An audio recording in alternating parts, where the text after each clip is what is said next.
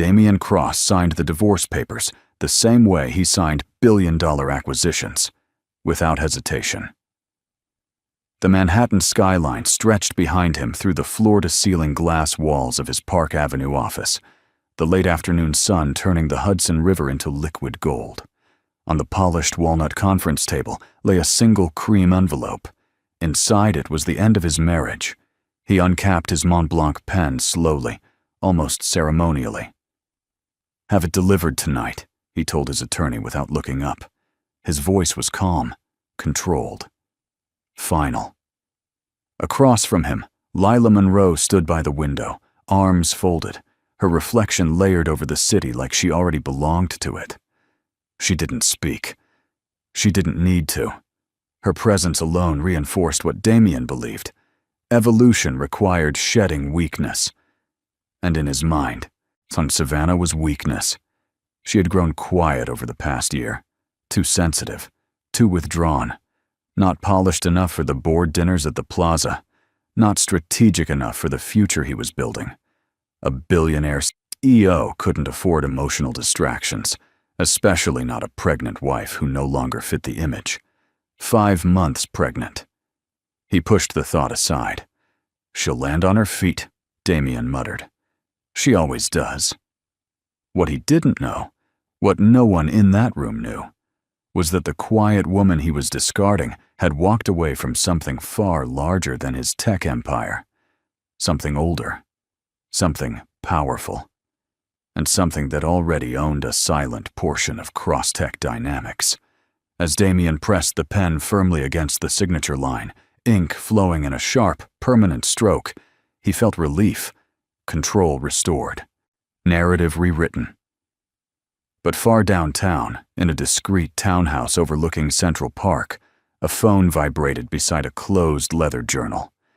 Savannah Whitmore looked at the caller ID, and for the first time in months, she didn't cry. She simply whispered, "So it begins."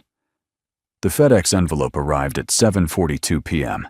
Savannah heard the knock while standing barefoot in the kitchen of the townhouse overlooking Central Park. A kettle whistled softly on the stove. The early autumn air drifting through the cracked window carried the distant hum of traffic from Fifth Avenue. For a moment, everything felt almost peaceful. She knew that feeling wouldn't last. When she opened the door, the courier avoided eye contact. "Signature required." Of course it was. Her name looked smaller than she remembered on the digital screen as she signed with a steady hand. 5 months pregnant, wearing an oversized cashmere sweater, she did not look like the wife of a billionaire CEO. And tonight, she no longer was. She closed the door gently. No dramatic collapse. No shaking hands. Just silence. Savannah placed the envelope on the marble counter beside her MacBook Air. The gold-embossed law firm logo confirmed what her intuition had already accepted hours ago. Damian never liked unfinished business. She slit the envelope open with a kitchen knife. Page after page slid out. Asset disclosures, property transfers, relocation clauses. A 72-hour vacate notice for the Park Avenue penthouse. Temporary spousal support capped at a number that would have insulted her if she didn't know exactly why it was structured that way. He thought she had nowhere to go. Her hand instinctively moved to her stomach. The baby shifted, a small flutter beneath her palm. "I know," she whispered. "I know." There was one paragraph that made her pause, a request for a paternity test. The air in the room changed. Not rage, not hysteria. Something colder. Outside, the Manhattan skyline glittered like nothing had happened. Damian was probably at the plaza by now, shaking hands, building alliances, rewriting his future. He believed he had calculated every risk. What he didn't calculate was the trust fund structured 20 years ago under a different last name, or the voting shares quietly held in escrow. Savannah gathered the papers neatly, slid them back into the envelope, and closed her laptop without opening it. Then she reached for her phone. There was only one person she needed to call, and for the first time in years, she was ready to use her real name. The chandeliers inside the plaza shimmered like falling diamonds. Damian Cross stood beneath them with effortless confidence, one hand resting lightly at the small of Lila Monroe's back. Cameras flashed as they entered the grand ballroom, the Manhattan elite already gathering for the annual Innovation and Capital Summit. Champagne flowed, laughter echoed. The skyline beyond the tall windows glowed against the darkening sky. He looked composed, unbothered, victorious. "Mr. Cross," a reporter called smoothly, stepping forward. "Is it true you've separated from your wife?" Damian adjusted his cufflinks, platinum, understated, deliberate. "We've chosen different paths," he replied evenly. "I wish her well."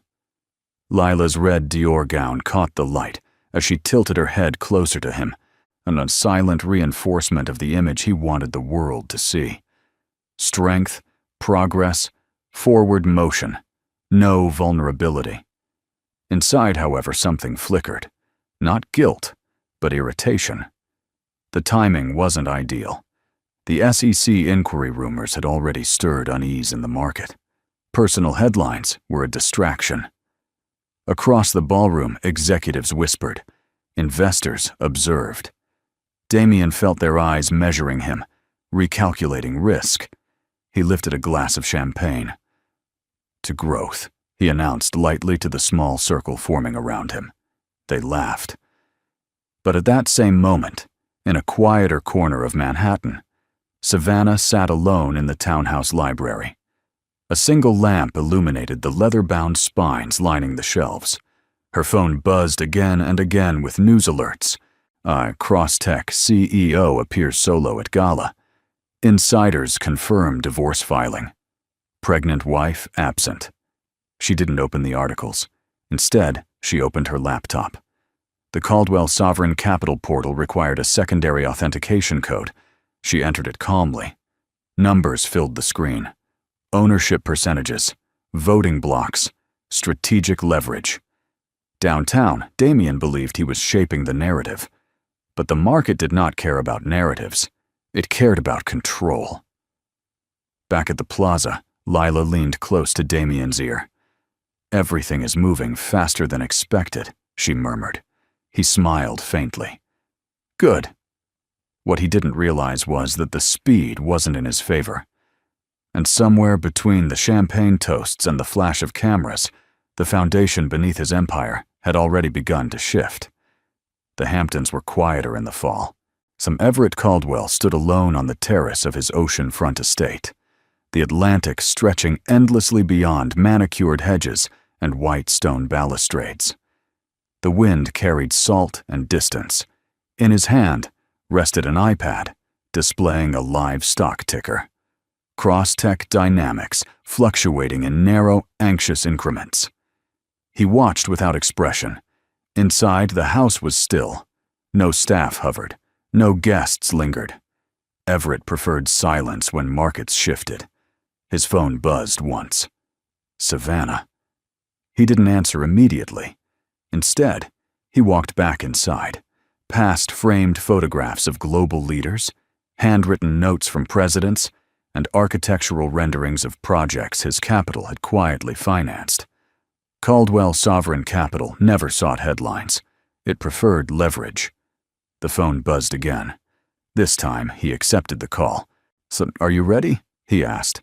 Not hello. Not how are you. There was no tremor in Savannah's voice. He requested a paternity test. Everett's jaw tightened, the only visible crack in his composure. "And the apartment?" he asked. 72 hours. Silence settled between them. Not awkward, strategic. 5 years ago, Savannah had rejected her inheritance. She wanted a marriage built on equality, not advantage. Everett had warned her that powerful men often loved what they believed they controlled. Now the lesson had come due. "I won't step in publicly," Everett said evenly. "Not yet." "I'm not asking you to." That answer shifted something inside him. Outside the study windows, waves crashed steadily against the shore. Markets were built on perception. Control was built on timing. Crosstech's voting structure appeared airtight, but Damian Cross believed his majority stake insulated him. But Caldwell Sovereign Capital held layered instruments, convertible notes, silent equity, escrowed shares accumulated slowly over years. Savannah had never used them, until now. "You understand what this triggers," Everett said quietly. "Yes." Board review, emergency shareholder meeting, media scrutiny, a war without noise. In Manhattan, Damian was likely celebrating momentum. In the Hamptons, Everett opened a secure email thread marked contingency. He typed only 2 words: proceed quietly. And for the first time since his daughter walked away from his empire, Everett Caldwell felt something unexpected. Not anger, not regret. Pride. Monday morning opened red. Damian stood in his corner office before the markets fully stabilized, while watching Crosstech Dynamics dip 3.8% within the first hour of trading. The numbers scrolled across the Bloomberg terminal in sharp, unforgiving lines of white and red. It wasn't catastrophic, but it wasn't normal. "Investor jitters," Lila said smoothly from the conference table, flipping open her MacBook Pro. The divorce headline spooked a few institutional funds. "It'll correct." Damian didn't respond immediately. His reflection in the glass looked steady, but his jaw had tightened. He had weathered worse volatility during acquisition cycles. This felt different. "Who's selling?" he asked. "Nothing major," she replied. "Retail volume. Some minor rebalancing." Minor. Yet someone was buying. A quiet accumulation. Steady, disciplined. Not aggressive enough to trigger alarms, but precise enough to matter. But Damian leaned closer to the screen. "Pull the ownership breakdown," he ordered. Within seconds, charts populated the monitor. Layered entities. Shell funds. Proxy holdings. Clean. Almost too clean. "Have legal flag any new voting blocks above 2%, he said. Lila hesitated, barely noticeable. Already in motion. He nodded, but unease crept under his skin. By noon, the drop stabilized. Financial news outlets framed it as temporary turbulence. Analysts reassured viewers that Crosstech's fundamentals remained strong, but fundamentals weren't what bothered Damian. Control did. In a midtown townhouse overlooking Central Park, Savannah sat with a leather folder open beside her. A single page rested on top. Escrow activation confirmation. She closed her eyes briefly as the baby shifted again. "Steady," she whispered to herself. "I'm back at headquarters." Damian's assistant entered quietly. "Sir, we've received a formal inquiry from a shareholder group requesting a governance review." He turned slowly. "What group?" She glanced down at her tablet. "Caldwell Sovereign Capital." For the first time that day, Damian Cross felt something unfamiliar. Not panic, not yet, but pressure. The kind that builds silently beneath foundations, long before buildings fall. The prenatal clinic on Madison Avenue smelled faintly of antiseptic and lavender. Savannah sat alone in the softly lit examination room, her coat folded neatly over the back of a chair. A muted television in the corner played a daytime talk show no one was watching. Outside the window, Manhattan moved at its usual relentless pace. Taxis weaving, pedestrians rushing, life continuing. Inside, time felt suspended. 5 months today, the technician said gently as she adjusted the ultrasound wand. "Everything looks healthy so far." Healthy. The word landed deeper than she expected. Savannah watched the black and white image flicker on the screen. A small curve, a steady rhythm, proof of something innocent growing in the middle of chaos. Her phone buzzed against the counter. Unknown number. She ignored it. A second buzz followed. A notification from a financial news app. Crosstech stock rebounding slightly after its morning dip. Analysts praising Damian's decisive leadership during personal transition. She almost laughed. "Would you like to know the gender?" the technician asked. Savannah hesitated. "Yes." A brief pause. A soft smile. "It's a boy." The air shifted again. Not heavy, not fragile. Different. She pressed her palm gently to her stomach. "Hi," she whispered under her breath. For a fleeting second, the pain of the divorce, the humiliation of the paternity clause, the looming board battle, all of it faded beneath something far more powerful. Responsibility. Strength. When the appointment ended, she scheduled the next visit herself. No assistant, no driver waiting outside, just her and the quiet echo of her own footsteps in the hallway. As she stepped onto Madison Avenue, the autumn wind brushed against her hair. She pulled her coat tighter and opened her phone. Missed call. Damian Cross. She stared at the screen. He had never called during work hours before. Not once. The phone buzzed again. This time, a secure notification from Caldwell Sovereign Capital. Emergency shareholder session confirmed. Savannah exhaled slowly. Damian thought this was about custody leverage. He thought it was about money. But as traffic lights changed and the city roared around her, Savannah realized something he hadn't yet understood. This wasn't about survival anymore. It was about legacy. The elevator ride down from the Park Avenue penthouse felt longer than it ever had. Savannah stood alone inside the mirrored walls, one hand resting lightly on her stomach, the other gripping the handle of a single carry-on suitcase. The digital panel counted down the floors in silent red numbers. 42, 38, 31. 5 years of marriage reduced to one suitcase. She had returned only once after receiving the 72-hour notice. Not to argue, not to plead, just to collect what mattered. Her MacBook Air, a leather-bound journal, 3 books from her nightstand, while including a worn copy of Meditations. Everything else, the designer furniture, the art curated for Damian's image, the walk-in closet lined with couture, felt like stage props from a life already dissolved. The elevator doors opened into the marble lobby. The doorman straightened awkwardly when he saw her. "Mrs. Cross," he began. She offered a soft correction. "Whitmore." The name felt unfamiliar on her own lips, yet grounding at the same time. Outside, Fifth Avenue moved with its usual indifference. Black SUVs idled at the curb. A woman in heels hurried past, talking into her iPhone. No one noticed the pregnant woman quietly stepping away from a building that had once symbolized power. Across town, Damian was in a strategy meeting. "Contain the narrative," he instructed sharply, pacing in front of a wall-mounted display showing ownership charts. "The Caldwell inquiry is procedural, nothing more." But as Savannah's car pulled away from the curb, not a chauffeured Mercedes this time, just a simple black sedan she'd ordered herself, a notification pinged across every board member's secure inbox.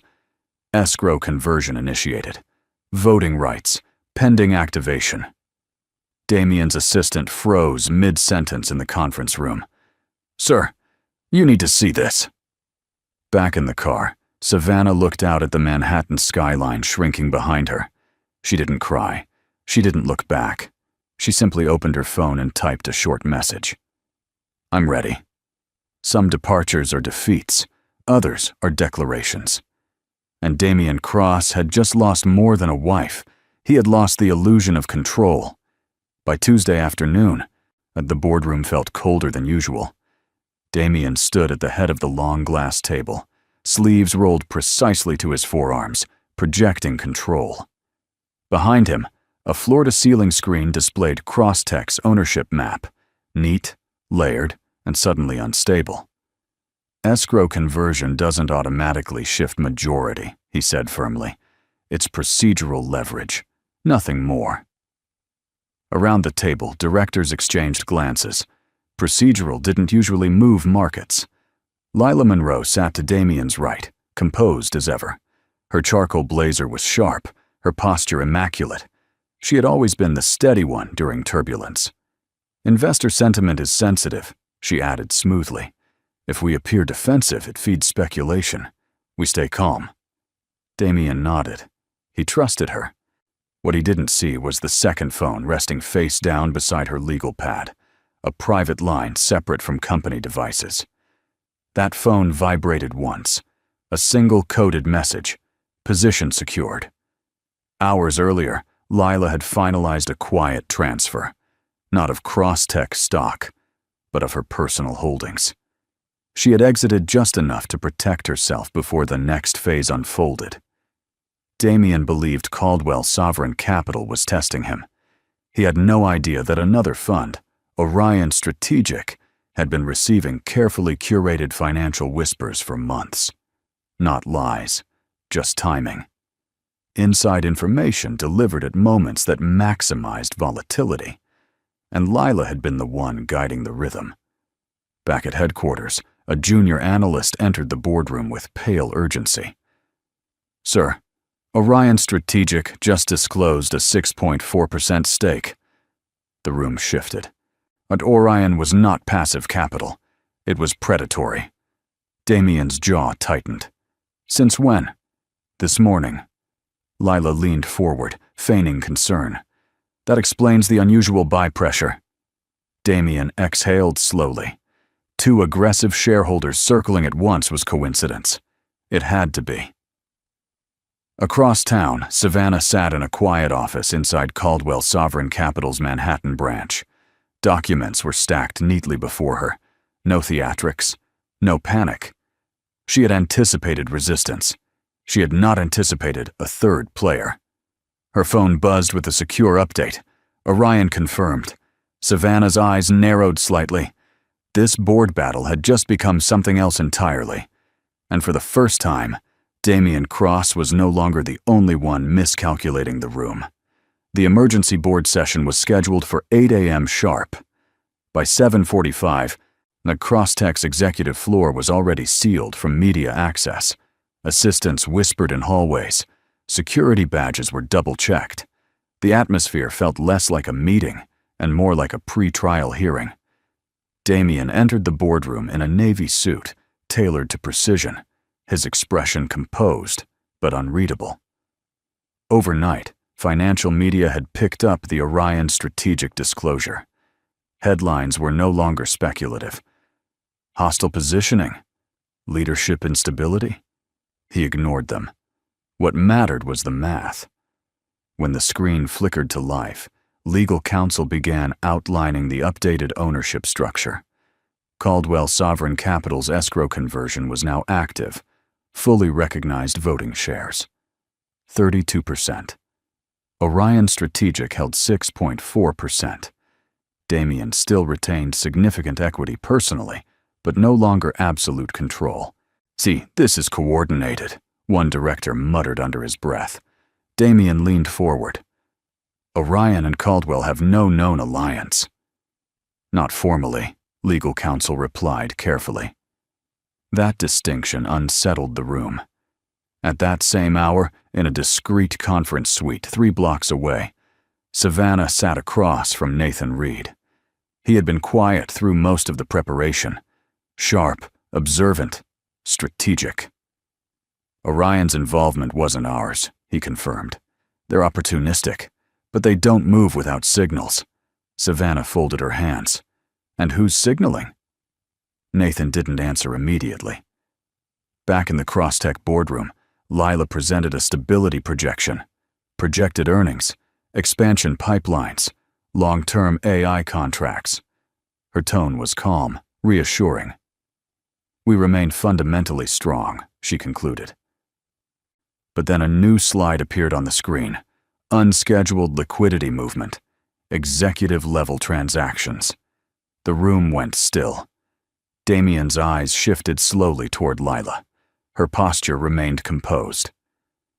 "Personal diversification," she said evenly. "Filed within regulatory guidelines." The timing, however, aligned perfectly with Orion's acquisition window. Coincidence? Again. or pattern. The chairman cleared his throat. Given recent volatility and shareholder pressure, we must consider a temporary governance review. Temporary. The word echoed louder than any accusation. For the first time since signing those divorce papers, Damian Cross felt something fracture beneath him. Control wasn't slipping. It was being peeled away. Layer by layer. Damian did not wait for the governance review to unfold quietly. By late afternoon, his legal team had filed a supplemental motion in family court, one designed not for justice, but leverage. Request for immediate paternity verification. The news broke within hours. Crosstech CEO seeks DNA, confirmation in divorce battle. Financial headlines blurred into tabloid frenzy. Commentators speculated about infidelity. Social media did what it always did. It chose sides without facts. Inside Crosstech headquarters, the boardroom television played the coverage on mute. Directors avoided looking directly at Damian, but the shift in posture was undeniable. Reputation risk was no longer abstract. Was this necessary? The chairman asked carefully. Damian's tone was controlled, but sharper than usual. It protects shareholder interests. Any future financial obligations must be legally clarified. The implication hung in the air. Across Manhattan, Savannah sat in the quiet of Caldwell Sovereign Capital's private office suite. The headline notification appeared on her phone while she was reviewing documentation with Nathan. She read it once, then again. Nathan's jaw tightened. We can challenge the motion. Savannah's hand moved instinctively to her stomach. The baby shifted, steady, alive, innocent. He thinks this destabilizes me, she said softly.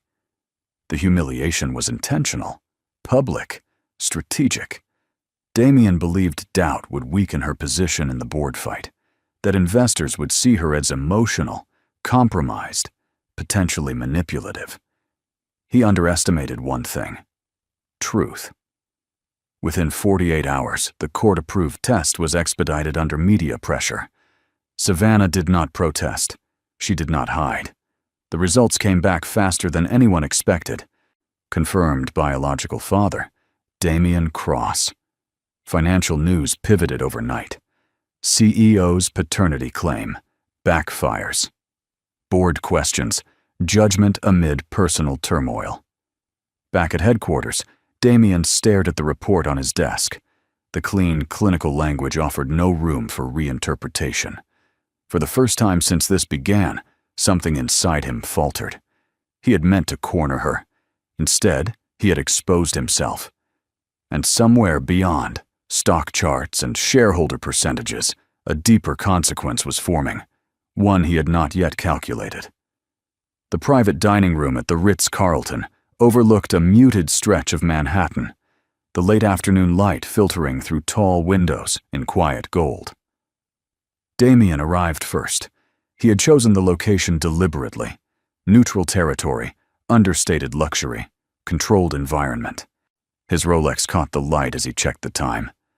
4:58 p.m. At exactly 5 o'clock, Everett Caldwell entered. No entourage, no theatrics, just a tailored charcoal suit and the presence of a man who had shaped markets without ever chasing headlines. Damian stood. Mr. Caldwell. Mr. Cross. They shook hands, firm, measured, no smiles. They sat. A server poured sparkling water and disappeared.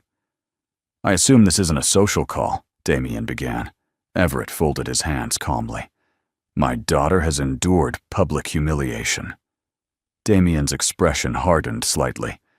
Your daughter and I are resolving a private matter. Everett held his gaze. You made it public.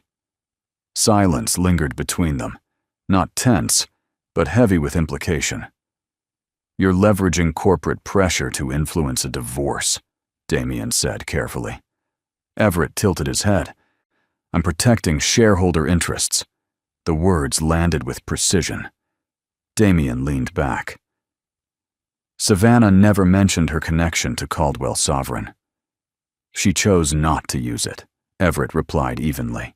She wanted to be loved without advantage. That statement unsettled Damien more than any stock fluctuation. She walked away from voting rights 5 years ago, Everett continued, from capital, from inheritance. For you. The air shifted. Outside, traffic moved steadily along the avenue below. I built Crosstech from nothing, Damien said. No one handed me control. Everett's eyes did not waver. Control is rarely permanent. It is leased, by performance. A subtle warning. You're threatening governance restructuring, Damien pressed. I'm reminding you, Everett corrected. That reckless judgment has consequences. The paternity accusation, the media spectacle, the destabilized board. Damien understood now. This wasn't about revenge. It was about standards. As Everett rose to leave, he paused. My daughter does not need your empire. A beat. But you may soon discover how much your empire needs her. When the door closed behind him, Damien remained seated. For the first time, he felt the weight of something he couldn't negotiate. Respect, and the cost of losing it. The board vote was scheduled for 9 a.m.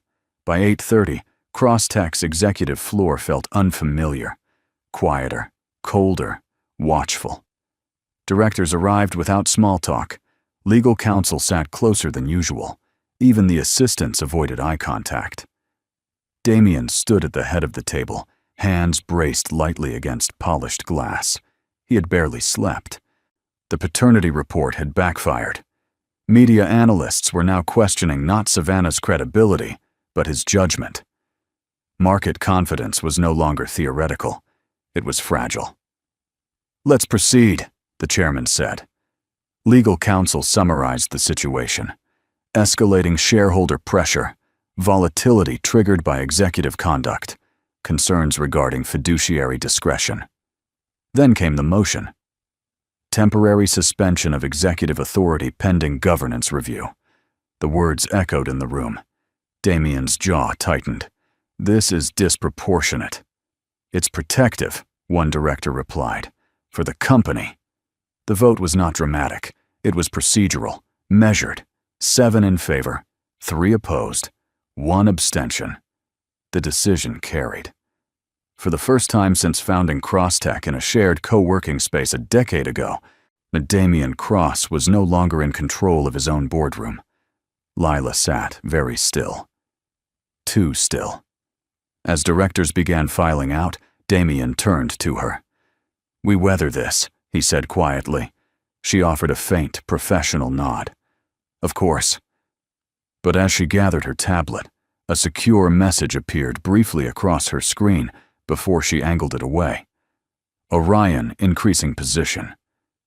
Phase 2 ready. She slipped the device into her bag, without hesitation. Across town, in Caldwell Sovereign Capital's Manhattan office, Savannah received confirmation of the vote. She didn't smile. She didn't celebrate. She simply closed her eyes for a moment. This was not destruction. It was correction. Her phone buzzed again, a notification that Orion Strategic had quietly expanded its stake to 8.1%, 2 forces tightening at once. Savannah looked out at the skyline. Damien believed the fracture began with the divorce papers. He was wrong. It began the moment he mistook power for permanence, and the deeper break had only just started. The headlines changed tone by Thursday morning. What had started as a divorce scandal was now framed as executive instability. Board suspends Crosstech CEO. Questions mount over internal liquidity shifts. Damien read them alone in his office, technically still his, though access permissions had already begun shifting quietly around him. His name remained on the door. For now. Across the city, Orion Strategic filed an updated disclosure. 8.1% became 9.3%. That kind of acceleration wasn't random. In the Crosstech interim leadership meeting, forensic accountants presented new findings. Executive-level stock liquidations had occurred just hours before the governance suspension vote. All properly filed, all technically legal, but strategically precise. Damien's eyes slowly moved toward Lila. She didn't flinch. "It was diversification," she said calmly. "I reduced exposure during volatility. That's prudent, not criminal." The room remained still. Prudent if you weren't simultaneously encouraging leadership stability in public statements. The chairman folded his hands. "Orion's acquisitions align almost perfectly with your divestments." Coincidence again. But patterns were forming. Lila leaned back slightly, her tone measured. "Are we now punishing executives for protecting personal assets?"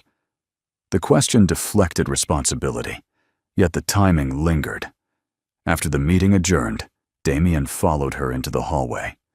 "Tell me you didn't coordinate with Orion," he said quietly. Her expression softened, just enough to suggest concern. "I protected myself," she replied. "You should have done the same." The words landed heavier than accusation. Across Manhattan, Savannah received a secured update from Nathan. "We have confirmation. Communication trails exist. Not public yet." Savannah closed her eyes briefly. She had anticipated conflict. She had not expected betrayal this layered. Back at Crosstech, Damien stood alone in the boardroom after hours, staring at the skyline beyond the glass.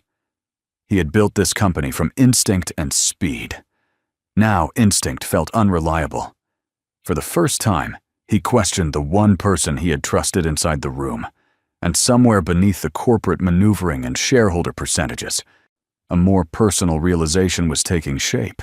He hadn't just misjudged Savannah, he had misjudged the people closest to him.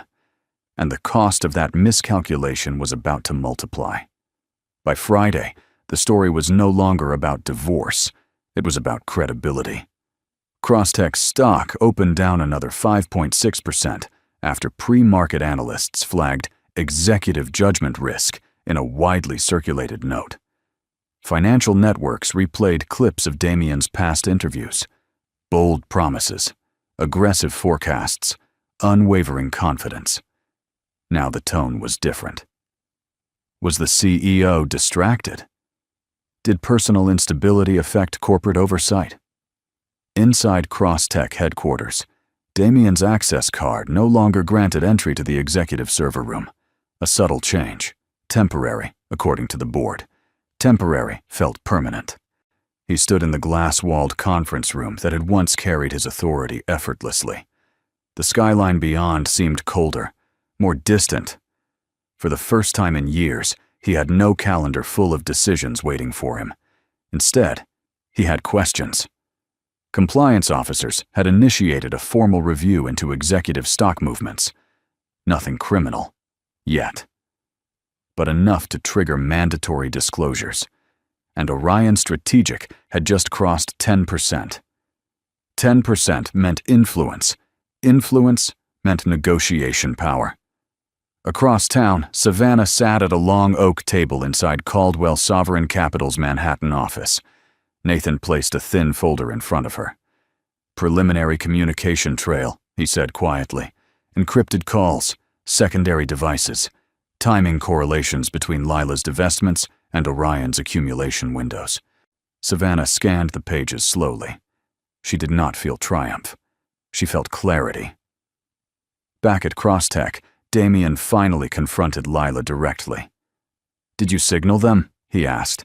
She held his gaze calmly. "You're looking for someone to blame. Answer the question." "I made strategic decisions," she replied evenly. The board made theirs. The distance between them widened in that moment. He had mistaken alignment for loyalty. And loyalty, he was discovering, was never contractual. By evening, financial news broke another development. Orion formally requested 2 board seats. The empire Damien built wasn't collapsing in flames. It was being dismantled with paperwork, layer by layer, quietly. And for the first time, Damian Cross understood that power, once fractured, does not return easily. The storm rolled in just after midnight. Rain pressed against the hospital windows in steady sheets, blurring the Manhattan skyline into streaks of silver and shadow. Inside the private maternity wing on the Upper East Side, the world narrowed to fluorescent lights, quiet footsteps, and the steady rhythm of a monitor tracking a fragile heartbeat. Savannah gripped the edge of the hospital bed as another contraction surged through her. "Breathe," the nurse reminded gently. She did. Inhale. Hold. Release. There were no cameras here, no board votes, no shareholder reports, only the sound of rain and the small life fighting to enter the world. Her phone, silenced on the side table, had dozens of missed notifications. Financial updates, media speculation, legal briefs. None of it mattered in this room. Across town, Damian sat alone in his dark apartment, staring at his own phone screen. Nathan's message had been brief. "She's in labor." He hadn't expected the timing to hit this hard. For weeks, everything had been strategy, containment, negotiation, damage control. Now the reality cut through all of it. He grabbed his coat without thinking. At the hospital entrance, he hesitated before approaching the front desk. His name still carried recognition, privilege, access. But not here. "Immediate family only," the nurse said calmly after checking the file. He opened his mouth to argue, then stopped. He had forfeited that position. Upstairs, Savannah felt the final surge of pain, sharper than anything before. And then, a cry. Strong, clear, alive. Tears slipped down her temples as the nurse placed the baby gently against her chest. "It's a boy," she whispered, even though she already knew. His tiny fingers curled instinctively around hers. Outside the delivery room, Damian stood alone in the hallway, hearing the cry through the closed door. For the first time since this began, he felt something that had nothing to do with power. Loss. Inside, Savannah kissed her son's forehead. "Welcome," she whispered softly. The empire could fracture. Markets could shift.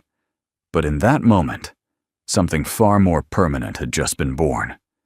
3 days after the birth, the markets opened to a quiet shock. At 8:12 a.m., Caldwell Sovereign Capital filed an updated disclosure with the SEC, increased voting authority through full activation of previously escrowed shares. The language was precise, clinical, unemotional.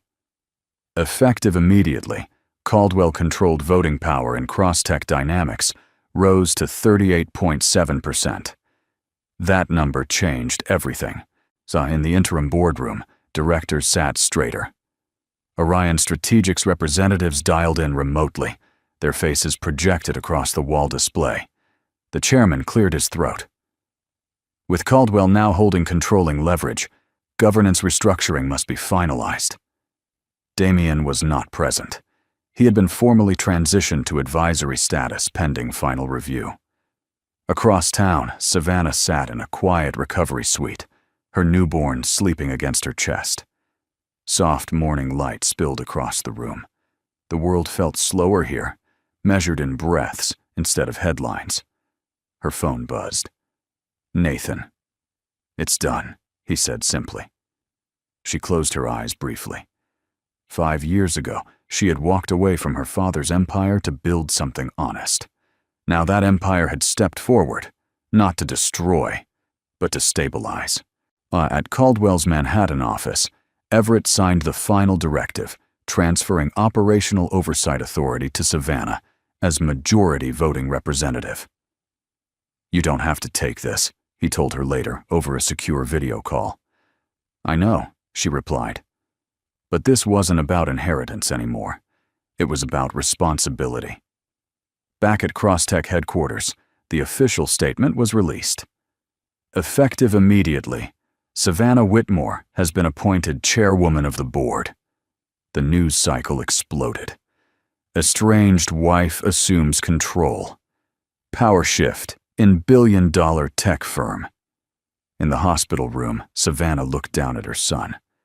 "I won't lead with revenge," she whispered softly. Outside, cameras began gathering in front of Crosstech's tower. Inside the building, employees read the announcement in stunned silence. Then Damien watched the notification appear on his phone. For the first time since signing the divorce papers, he understood the full weight of what he had dismissed. She had never needed his empire. Now, she owned its future. The first time Savannah walked back into Crosstech headquarters as chairwoman, there were no cameras inside the building, only silence. The glass lobby that once reflected her as the CEO's wife now reflected something entirely different. She wore a tailored ivory suit, understated, deliberate. No dramatic entrance, no entourage, just Nathan walking one step behind her, carrying a slim leather folder. Employees paused mid-conversation as she passed. Some looked curious, some relieved, some uncertain. Power shifts always unsettled the air. Inside the executive boardroom, the Manhattan skyline stretched wide and bright beyond the glass walls. The same skyline Damien had once believed belonged to him. Savannah took the head seat, not triumphantly, calmly. The interim chairman began. "Congratulations, Ms. Whitmore. The floor is yours." She placed her hands lightly on the table. "Effective immediately," she began, her voice steady. "We will prioritize operational transparency and internal audit stabilization. No layoffs, no panic restructuring." A visible exhale moved through the room. Markets reacted quickly to fear. Employees reacted faster. "We built innovative technology," she continued, "but innovation without accountability is fragile." Orion's representatives exchanged glances. This was not the aggressive corporate warfare they expected. It was reform. Nathan slid forward a document. "An internal compliance review has identified communication discrepancies between executive transactions and external fund movements." The room stiffened. Lila Monroe sat perfectly still. Savannah turned toward her, not with anger, but clarity. "Ms. Monroe, pending investigation, you are relieved of fiduciary authority effective immediately." Gasps were subtle but real. Lila's composure cracked, just slightly. "This is procedural," Savannah added, "not personal." Security entered quietly. No spectacle. Across town, Damien received the live update. Lila suspended. Compliance review expanding. He stared at the screen, understanding dawning too late. Savannah did not dismantle the company. She restored it. And in doing so, she revealed the one truth Damien had ignored from the beginning. Power is not proven by domination. It is proven by discipline. The investigation did not explode overnight. It unfolded. Quietly. Methodically. Within 48 hours of Lila Monroe's suspension, Crosstech's internal compliance team delivered a preliminary report to the board. Encrypted communications between Lila's secondary device and an Orion strategic intermediary had been flagged.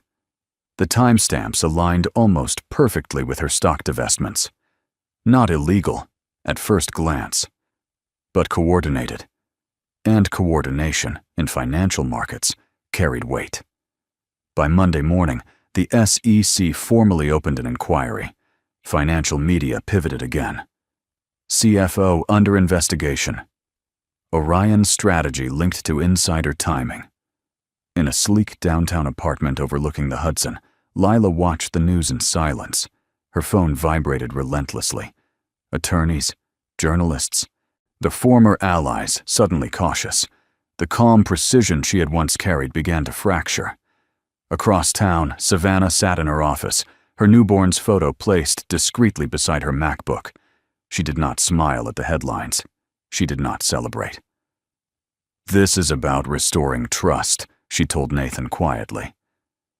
In the Crosstech boardroom, Savannah addressed senior leadership. "We cooperate fully," she stated. "No obstruction, no narrative manipulation." Transparency steadied the markets faster than aggression ever could. By afternoon, Orion Strategic publicly distanced itself from Lila, issuing a statement claiming no knowledge of internal communications. The irony was sharp. The fund that had moved aggressively now retreated to protect its own valuation. Lila's attorney requested emergency negotiations, but the documentation trail was growing. Damien read every update in isolation. The woman he had trusted in strategy sessions, the one who had stood beside him at the plaza, was now the focal point of federal inquiry. He replayed every conversation in his mind, every assurance, every nod. He had mistaken proximity for loyalty, and loyalty, he was learning too late, cannot be bought with access. By evening, Lila formally resigned from all executive positions.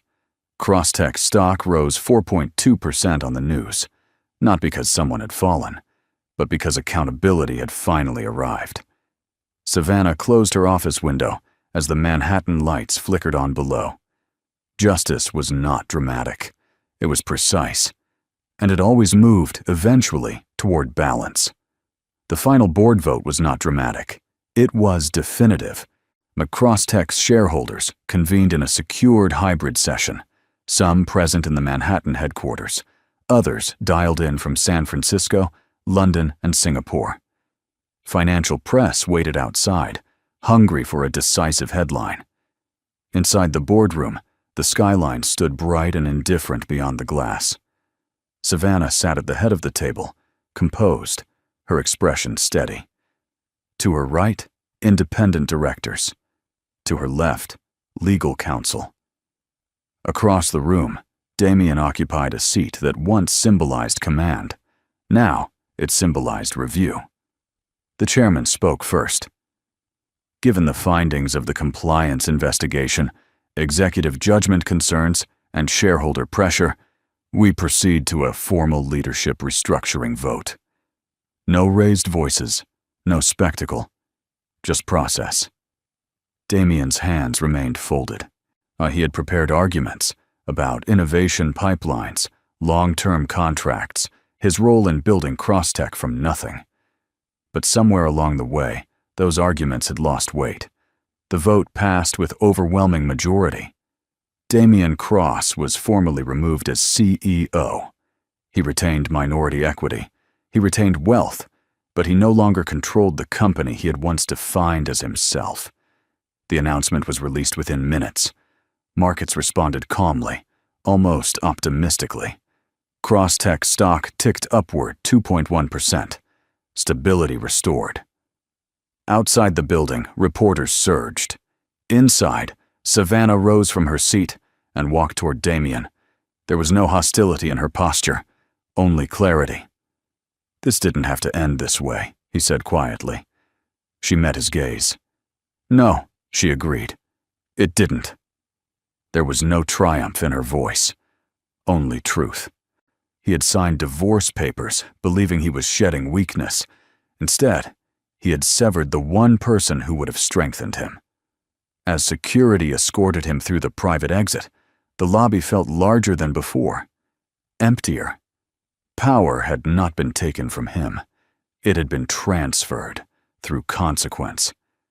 And in the silence that followed, Crosstech did not feel like an empire lost. It felt like one corrected. 6 months later, Manhattan woke slowly beneath a pale gold sky. Savannah stood by the floor-to-ceiling windows of her new office, her son resting peacefully in her arms. Central Park stretched below, brushed with early light. The city moved the way it always had, indifferent, relentless, alive. But everything inside her felt different. Crosstech had stabilized. The governance reforms she implemented were now cited in financial journals as a model for crisis recovery.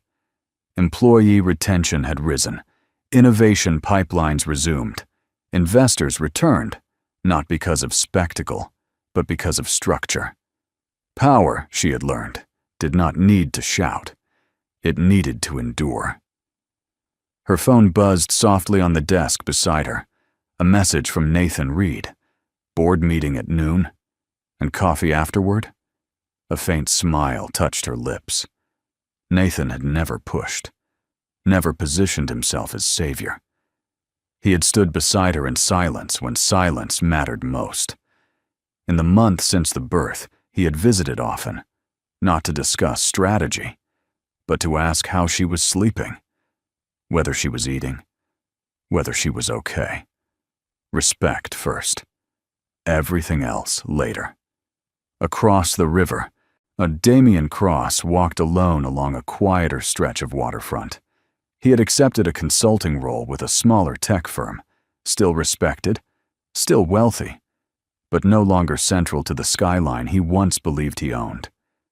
He watched the sun rise over the city and finally understood something simple. You can build an empire, but if you mistake control for character, the empire will correct you. Back in her office, Savannah kissed her son's forehead gently. You will grow up knowing love, she whispered, not leverage. There would be new challenges, new negotiations, new storms. But this time, she stood rooted, not as someone reclaiming power, but as someone who never truly needed it to begin with. Outside, the city gleamed. Inside, she felt peace. And just like that, the story comes to an end. But my dear friends, you're still here, sure aren't you? If you've stayed with this story until now, then something in it must have touched your heart in a quiet, personal way. Maybe it was the betrayal. Maybe it was the silence Savannah carried with dignity.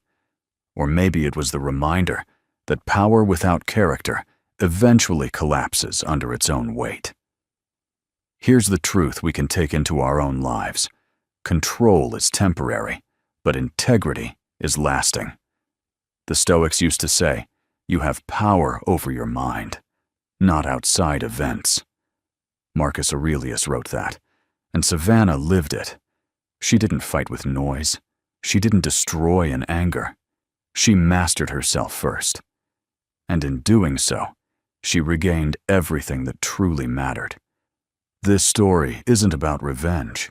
It's about self-respect. It's about understanding that when someone underestimates you, you don't respond with chaos. You respond with growth. And sometimes, the greatest comeback is simply becoming unshakable. So if this story meant something to you, if it reminded you of your own strength, take a second. Like this video. Share it with someone who needs courage today. And subscribe to the channel so we can keep growing together. Because the real empire we're building here, it's resilience. This story is a work of fiction created for entertainment, emotional reflection, and storytelling purposes only. While it references realistic settings such as Manhattan, corporate boardrooms, and recognizable financial institutions, the characters, companies, and events portrayed are entirely fictional and not intended to represent any real individuals, organizations, or ongoing legal matters. Themes involving divorce, corporate governance, financial investigations, and personal conflict are dramatized to explore emotional growth, accountability, and resilience. No claims are made about real-life business practices, specific companies, or public figures. The narrative does not provide legal, financial, or investment advice. Viewer discretion is encouraged, and the purpose of this content is to inspire thoughtful reflection on integrity, responsibility, and personal strength, rather than to depict factual events.